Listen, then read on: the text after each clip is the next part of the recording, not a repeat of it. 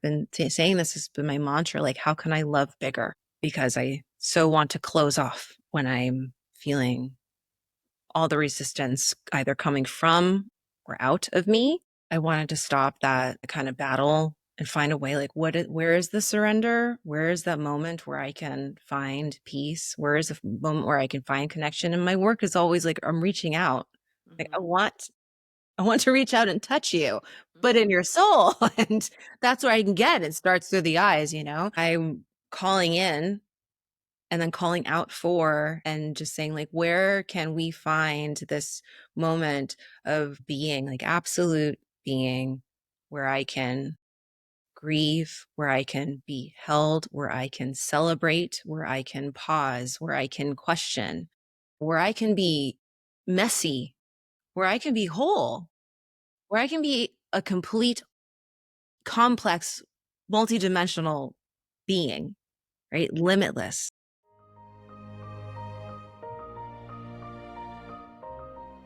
Hello, friends. It's me, Donnabelle, your host of another episode of To Hum is Human. In this podcast, we explore the transformative power of tuning into our intuition to express our passionate purpose. In today's episode, The Hum of Creativity, Finding Your Flow, we consider what it means to tune into our subtle rhythms that guide our creative lives. From letting go of perfection to embracing the unexpected, we explore what it means to create, where body, mind, and soul come together in a living, breathing artwork.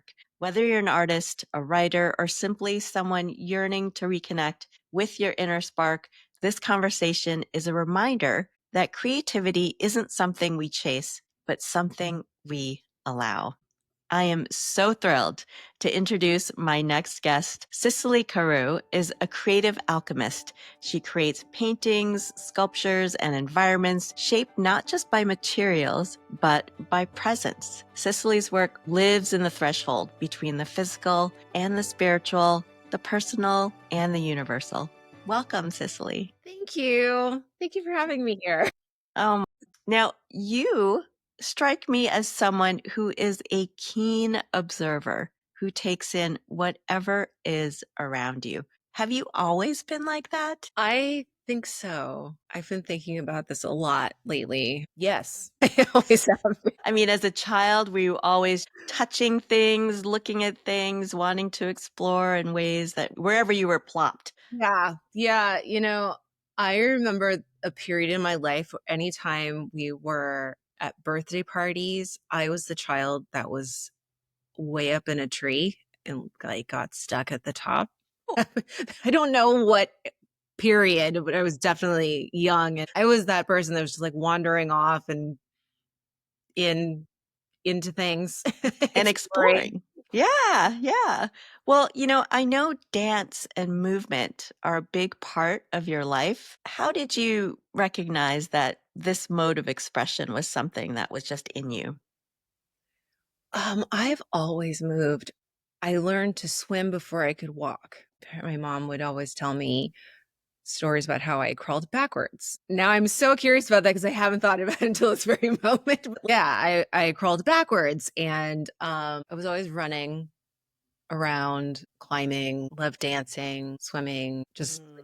being in my body is what I gravitate towards and know. It's like it's definitely how I come home. Well, this whole idea of intuition, this inner knowing about ourselves, and I feel like through your experience, it's very much embodied. What does intuition feel like in your body when you're making art? Oh, it feels like fresh air.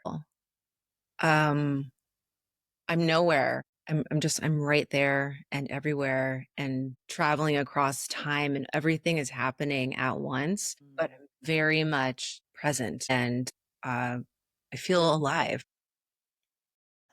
Like I trust myself. It's interesting because it's this sort of quiet knowing, and it sounds like you get this physical sensation, which then becomes this otherworldly sensation, but it is a kind of flow. And I feel like when you're tapped into it, you just go. There's no stopping. I just need to just start working. Now, Your paintings and your sculptures, they feel so alive and layered and luminous and expansive. When you're working on a piece, what are you listening for? What am I listening for? I don't know. Well, okay, I'm listening through my body, so I can answer it that way. I think it's a stillness at a point where I don't feel the urge. It's when the flutter has slowed down. I'm like, okay, I think this is it.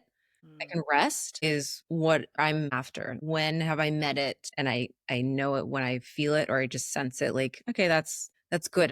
I'm going up and down between like what's happening in my mind, where's the chatter, and like where do the questions I'm asking, and where do I get curious and start pushing myself? When does it get difficult? Just asking all the questions.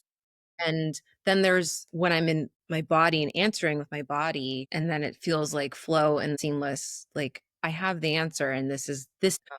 I'm listening for the completion of the questions. I look at your work and there's such physicality in it. I can almost see your body moving to make these particular strokes, or I'm looking at this particular material and figuring out how you're like, stretching it or moving it or scrunching it. It's almost like it's coming through your body onto the canvas or onto the whatever material you're using. And I wonder when you enter your studio whether to paint or sculpt or install, how do you settle in? Do you have a ritual or a moment that you present yourself that helps you cross that threshold into the creating part? Oh yeah.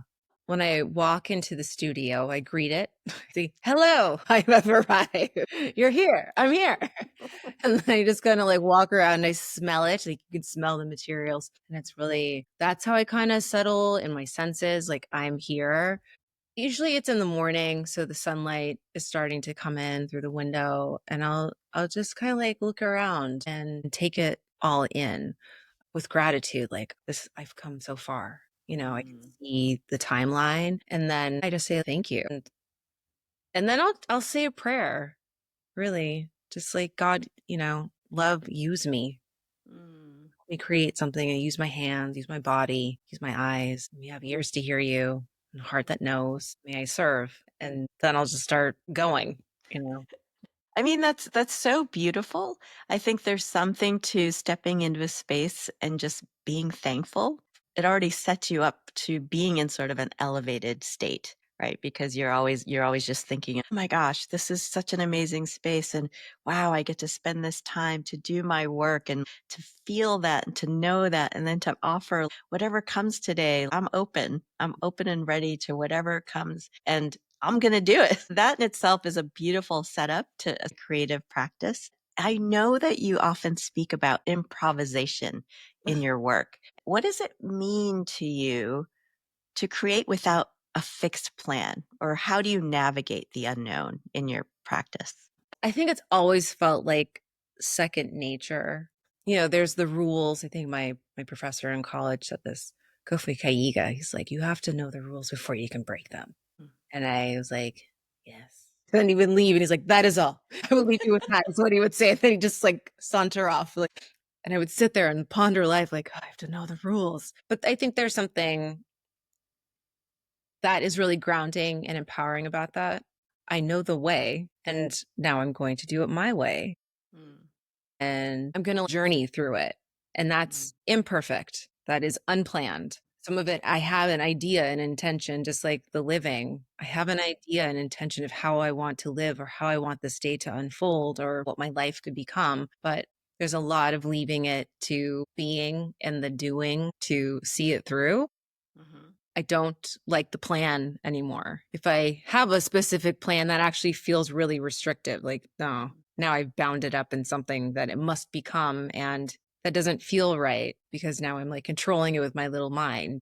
mm, So following feels like the conversation and the way that I am connecting with spirit and being in tune with all the things that can not be named or heard clearly or seen. So I feel like my hand is being held, and I'm just being reminded I'm not alone. To travel and just and journey through it. I like what you said about how your mentor was saying it's important to know the rules so that you then know how to break them. And I think what that really is speaking about is we set ourselves up sometimes with a goal or a plan, but then knowing that by breaking out of whatever expectation you have gives you so much freedom. How many times have you ever experienced a painting or sculpture that resisted you? Can you speak about that or refused to be what you wanted it to be? What did you do in that moment? Oh, I lost a lot of sleep over that. I cried. I had a whole life crisis moment, like existential. What am I doing here? What is the point? What is this for? And I felt incredibly frustrated and like I had no skill. There's some times where I've gone in there or I've had a period of rest and I go back and I'm like, did I lose my chops? I don't know. Did I let it go too long? Which is not great superstitious thinking. But when it's challenging, I feel like it's teaching me something. And then I'm just stubborn. So I'll stick with it and I will fight with it. Who wins usually? Well, the paintings won. But I think what it's teaching me is don't abandon it or this isn't the path, choose again. And that feels okay. Like I have followed it. I didn't make the right choices through that to a point where I'm feeling satisfied or I want anyone to see that. I'm proud of it. I'm just feeling this cringe. And if I do, then I have some ideas of where I strayed. And probably what it's taught me in those moments is then I didn't take it. I took it from what's happening through my hands and my body up into my head. Started asking questions that come later. Like, what does this look like over there? What does this look like through someone else's eyes? And start caring about the outside and then it gets all jumbled and confusing. And I think that's probably where the fight starts because maybe it's about self-abandonment. Like, no, you're abandoning this. You're supposed to be here with me right now. We're doing me. And then, yeah, and then I'll pivot. Like, okay, start again, start something new. Or I'll cut it up and then go back later, which I did. And there's one painting I was really struggling with last year. And I'm so upset that I did this. Do tell. I just thought it was going wrong. It's like, that's too bright. This is too loud. It's so messy. There's no pause. It's just like wild color. And I can't make sense of what is the next step.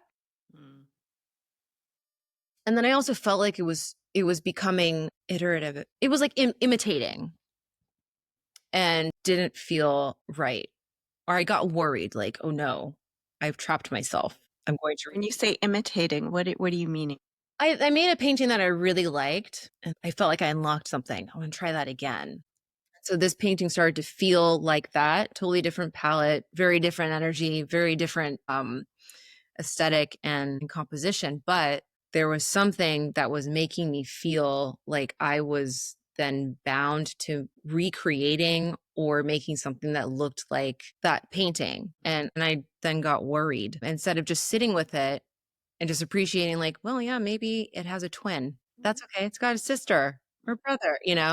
I just made a big mark over it or I covered it up in a different color. I don't know what it is I did. I ended up cutting it up.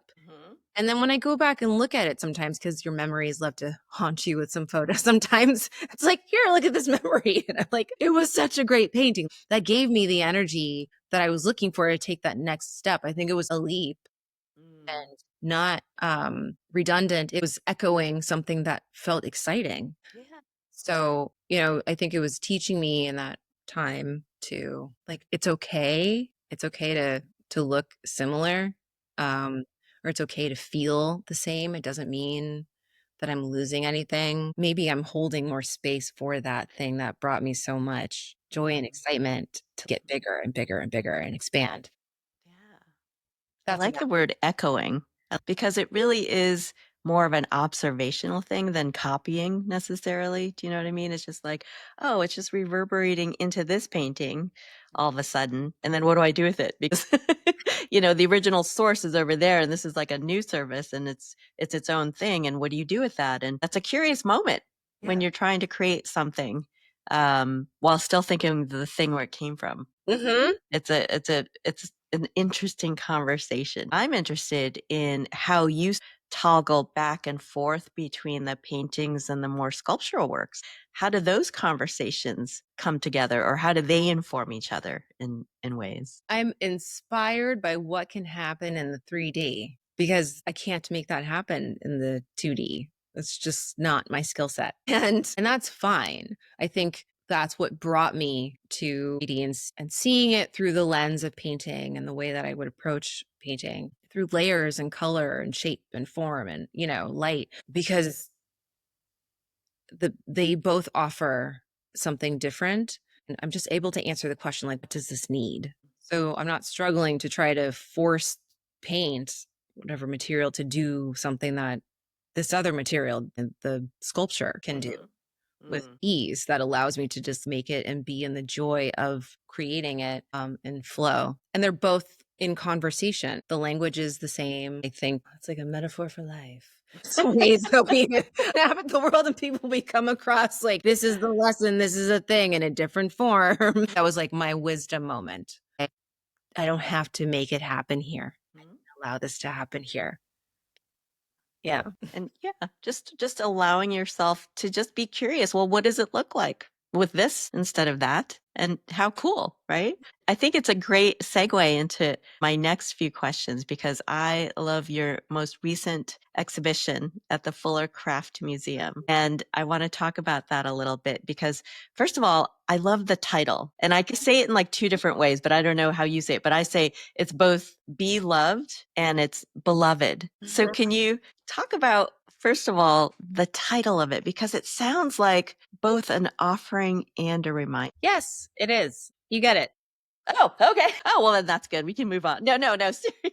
It's all the things. It's be loved, be loved, and beloved. And, I really want to be able to drop the D off, but I couldn't. But it's three-part: be love, and then the reminder, and you also are the receiver. It's multi-layered and multifaceted, just like the piece itself. So for me, this looks like a melding of all the media you work with. And I want to speak about that a little bit because you're now creating more of a space and an environment Mhm. that goes beyond either the paintings by themselves or the sculptures by themselves. And you're also now adding another element. But first of all, what does it mean for you personally, this piece? And how were you guided to create it? I love that question. I was guided to create it through what I was anticipating happening around this time of year.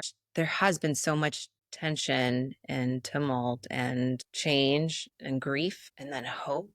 There's so much that's mixed in there, and joy and life and connection. But at the bottom of it, I felt a deep loneliness. And you and I have talked many times personally. So I think that is not a foreign concept to many. It's an epidemic. It's just a silent one. It's also Mm, known. I felt sometime around last year, and I've been saying this has been my mantra, like, how can I love bigger?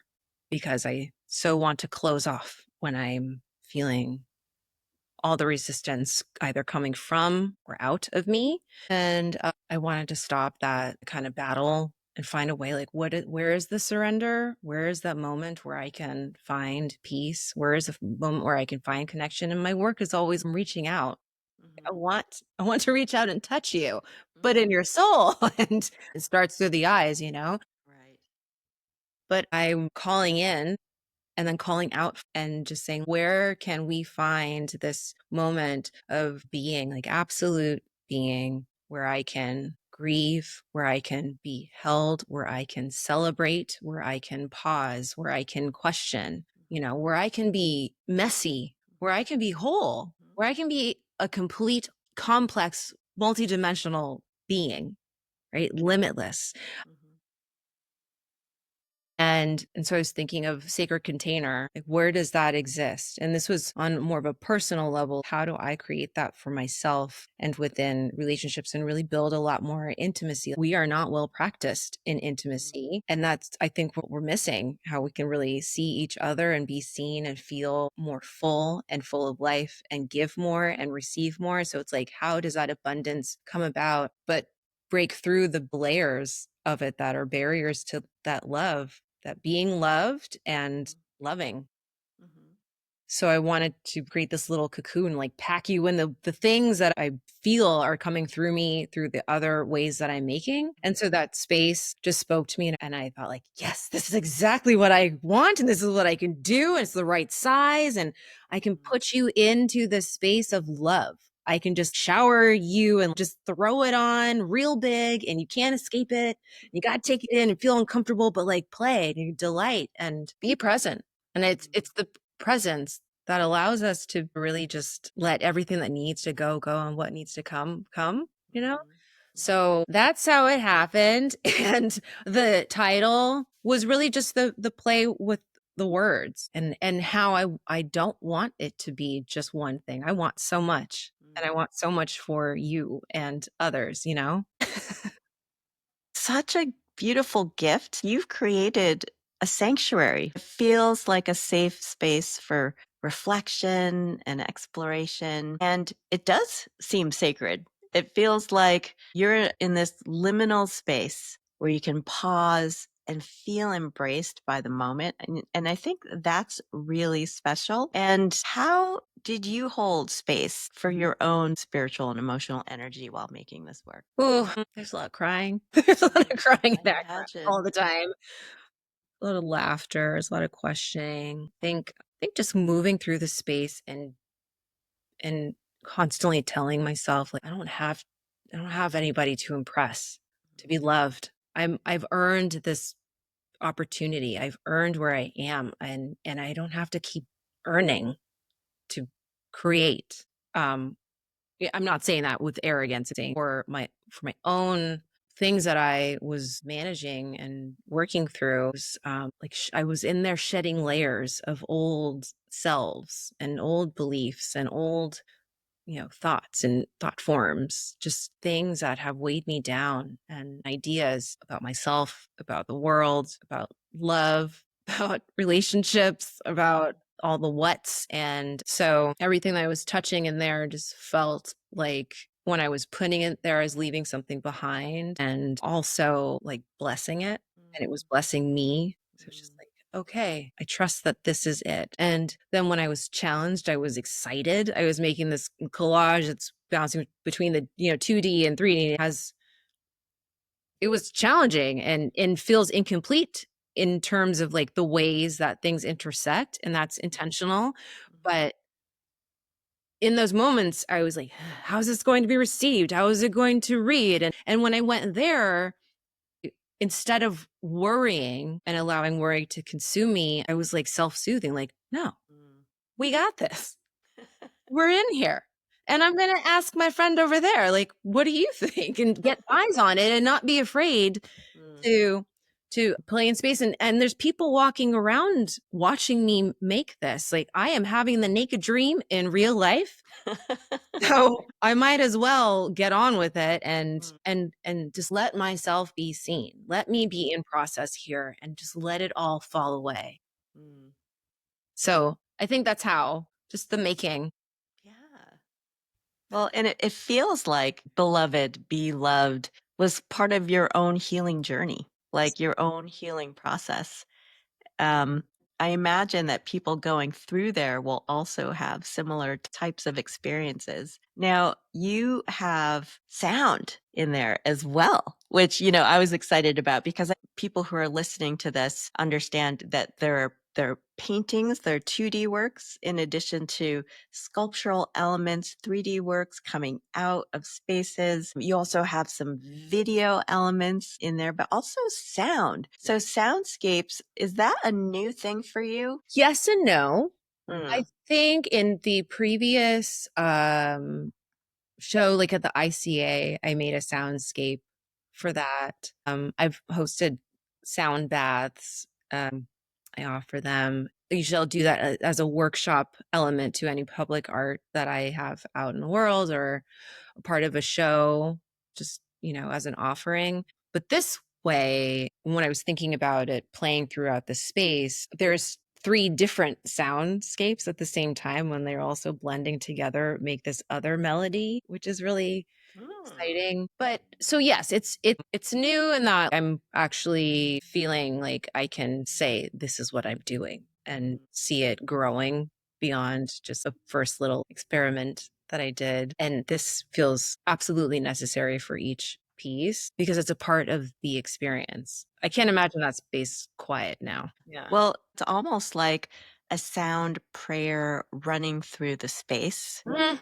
a heartbeat in a way, so connecting all the elements together. I love the video parts of the pieces throughout the installation. Can you speak about that element that you wanted to also place in that environment? Yeah, I love that you said the prayer piece. There actually is a song with a prayer in it about like walking with me, grieve with me, like walk with me, I'll be with you, Mm. stay with it. The video, I love walking in the woods. Nature is my home. It is how I find the grounding and the guidance, just like reconnection to everything. And I love capturing all these moments throughout life. I mean, you see me looking around everywhere. I can't not just like look around and take in little things. And for me, it feels like I'm holding your hand and you are coming along with me to all these moments that I've captured over the years. And it's just another connection point that I'm making. And they're in these fun holes. I was thinking of them as like, those tree holes Hmm. where I imagine little creatures live. And Yeah. I was going, I like peek inside and I'm inviting you to do the same. So you have this little intimate moment and there's not a black box theater. So I was thinking, this is for you. This is a little gift in a package and it has everything that you need. It has the smells, it has the sound, it has the video and Wow. um and it's just a fun moment to pause. Really, I think about this is weird for me, but I'll just share it with the world. I would Please. love to have a little bubble that I could put over my head with a steam room. I just want paper sometimes just to breathe in, and I will be relaxed throughout the Yeah. day. And so I was thinking of that. This is the spa moment. There's the meditation, and then on another side is the prayer with words that you can actually just hear recited as They're like intimate windows within a larger constellation. And I feel like your beloved has now become sort of this constellation of your experiences, your offerings, your insights. And I love that you're speaking about nature because I know that nature is very much a part of your work and the earth. You speaking about vessels of the earth and air and memory and prayer and the interconnectedness of all things. It's really such a beautiful way of bringing all those pieces together. And I'm curious about how you speak about themes of the maternal or transformational aspects. Can you well. speak about that? Yeah, mother is powerful. Been thinking a lot about that. It's challenging because depending on and where and whom I'm talking to, I realize the language has to shift because it can land in the binary too much. But where I push back on that and I say mother is so powerful is because, and I don't mean to gender it this way, but I'm just doing that because I'm not that advanced. That's where I'm just gonna say, like, give me grace. Is that the power of nature is she can destroy you and she will give you life. Mhm. She will heal you and she'll make you remember. She will force you to tell the truth. And I think that's such a beautiful gift. It's not just soft and gentle. You're not going to survive a night out in the woods if you don't know what you're doing or you don't know where you are. Mother will take you. But also, you stand under a tree and touch the earth, and everything sometimes melts right out of you, and things I have no answer to are held for me. And so I think in terms of the way that I want to try to my best to create spaces that are reminding us of our connection to that is because I don't want us to lose touch. I want us to remember. It's a constant reminder to remember and remember the way that we are always changing and to allow ourselves to be in process, to be imperfect. We are growing. My friend said a great thing. He's like, we are not adults. We are people growing up. And I said, yes, that is the wisest thing I've heard today. And you didn't even mean to like be wise. But I felt my whole body relaxed when I thought that, no, I don't have to have all the answers. Mm. Mother tells us. Like, there is a season for everything. It is not supposed to last all the time. It will change constantly. The wind will blow in that direction suddenly in that way. You can participate in it. I cannot push water up a stream. My sister loves to say it to me. She's like, "Are you pushing water up the stream?" Like, yes, I am. You know, like with this, no, it's not natural. I think of the water carving the stone. Do I want to be the water or do I want to be that rock? So, how can I create reminders for myself and for others that there's always the choice? We have the gift of choice to change. We have the gift to choose again, always. And remember that we're undone. We are in process, even when we're gone. Absolutely. Was there anything particular about this last piece at the Fuller Craft Museum that surprised you the most about your work? Yes, there's many things that surprised me. Many. One, I gave myself the challenge of working with the mesh material naked. I said, I'm not going to color this. I'm going to allow it to just exist as a material and do what it does. Let's see. And let that be enough. Like, can I just let it be enough? And that was also a prayer for myself. Can I just be enough and let myself just be enough? Mhm. Even do less. And it did so much. It was taking on light the way that I'm excited that it does before I color. I hung a prism in the window, which is, my light catcher. So I love to play with light and throw the energy around, you know? Mhm. Um, and once I put one of them up, the people that were in the gallery, we were all like, this is it. And it just came alive. And then I was like, more, we need more. So I think it was the willingness to ask for what I needed. And the thing that surprised me, this is actually has nothing to do with what you'll see. I learned to operate a piece of machinery. I learned to operate a piece of Sometimes it's machinery. just the practical things that really take us so far. But machinery is one of those things you're like, I feel so powerful now. You know what I mean? I could do new things with this thing. Yes, yes. I was like, wow, who knew? I didn't know. Never in a million years. This is really fun. I felt so proud. I felt like so capable. And so the I think also the willingness just to play in space in ways that I haven't. Take my spirituality out of the closet, if you will, and shine it to the world and create things and say, like, this is an offering and I'm doing it on purpose. Not that I am a seasoned healer, if you will, who knows how to put all the things together. I'm following my intuition. I am following what I am told at once, what comes to mind to put here and say, so it is, and let it be. So I think it was the coming home at the end of every day until it was done that I didn't the kind of urgency that I was feeling was slowing down. And then I was like really able to rest. And I haven't felt that before. That's big. That's part of nature too. Rest is also important. Aside from the moving Yeah. and the shifting and the directions and all the change, rest is equally a part of coming home and being part of yourself and is valuable. And Yeah. I so got the flu while I was making it. So I remember that. I think your body was also saying, now it's time to rest. yes. Yes. I was like, almost. You're almost done. And now you rest. So what's exciting for you up in the near future? Do you have anything coming up that we can look forward to? Yeah.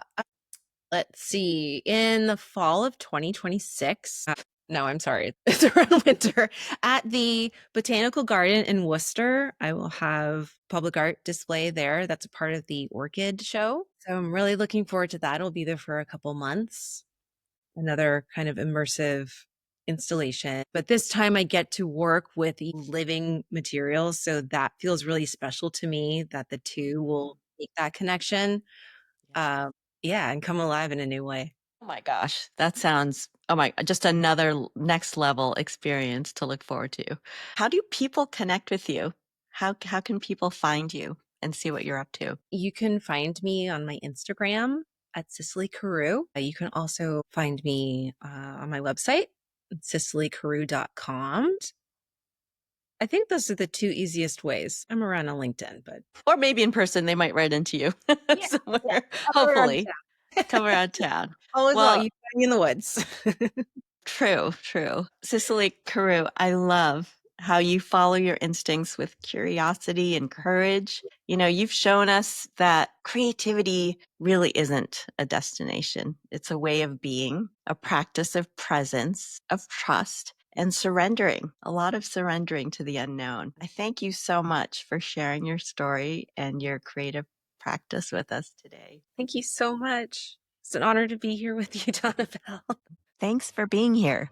I hope something from today's conversation stayed with you or gave you a new way to look at things. That awareness, that pause, that's where things start to shift. If you enjoyed this episode, please subscribe, leave a review, or share it with someone who might need it. You can learn more about my work and what's coming up at sonorouslight.com, and you can follow me on Instagram at @tohumIsHuman. Until next time, keep humming.